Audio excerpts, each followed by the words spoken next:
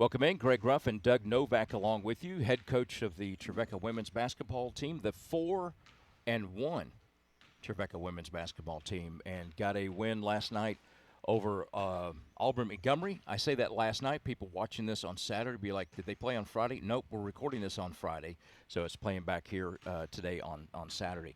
Talk a little bit about that game. Let's just revisit that one a little bit. You guys probably didn't have what you would say is your best performance overall, but yet found a way to fight through and get the win against a team that gave you guys lots of fits. Yeah, it's always better than the alternative, in losing that one, because those games can go either way. They came out and played really scrappy and hard, and I thought we didn't handle the pressure very well in that first half. Second half we did, and we had that third quarter shooting percentage at something like 10 for 13. So, but we were playing smarter, and we didn't have enough quality possessions back to back in that first half. We had a few where it go into the paint and out for those threes. Those usually go in. But when they're sporadic like that, it's hard to find a rhythm. So if you're coming down shooting off of one, the first pass, and it might be semi-open and you're a shooter, they're not having to defend. You're not, winning the war of attrition in terms of they're going to foul. They're going to make some mistakes and some slides. So we did kind of, I thought, let them off the hook by not making them defend anything. So my worst nightmare going in was to play just swinging around the perimeter and shoot threes.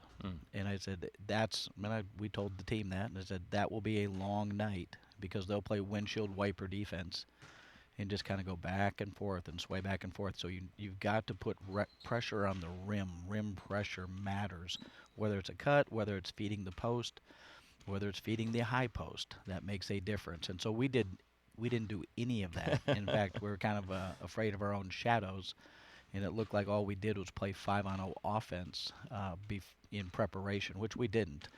But you have to go through that. Yeah. And there's highs and lows in every game. It's highs and lows in life. Yeah. So these are life lessons as well, and you just have to battle, and you have to stay in the fight while you're not doing what you know you should do. And that's that's why I get goosebumps when we talk about Shine coming in and doing such a great job. And she didn't rotate, and she gave up a wide open pick and roll on the side, and she was just glued to her man like a little high school guard would do. And it didn't phase her. She made a back tap right after that. She made another play defensively. She got her hands on balls, and she plays through her mistakes as she's learning. And so, her growth and development, we're all seeing that right in front of our eyes. It's fun because she doesn't get stuck in that moment of, I did something wrong. And it's fun to watch that growth, and she can grow faster because of that. Yeah, absolutely. That is a great perspective there. You have a lot of really good perspectives. Well, I appreciate that. You're helping me grow. You're coaching me up, and maybe people that are watching this. I thought I was doing a little bit of prep for the second game, but I sat up here and watched with Caleb while he was broadcasting, and I never felt like you guys were completely out of it, even when you were down significantly in that game. And I want you to know, at halftime, I was down there and I was talking to Mark Elliott, and we were talking about the first half and stuff like that. And I walked off and I said we're going to win. Don't worry, we're going to win this one. Now with about a minute to go, I was concerned. But talk about that last minute, 2 minutes, and what turned the game in y'all's favor. Well, obviously the great play by Bree Burgess, in making a driving layup, which she had many opportunities throughout that game to put the ball on the floor and get to the rim.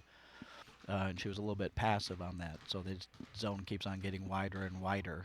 So you got to be able to take up that slack. But before that, Jada did a tremendous on-ball defense. Not hero, just keeping her shoulders in front of the offensive player's shoulders, and they tried to attack, and they couldn't get by her, and she stepped out of bounds. Well, that was a big-time play. Yeah. And then coming down the stretch, we got the ball into Cheyenne's hands as a point guard from the center position. Yeah. He said she was going to make the play.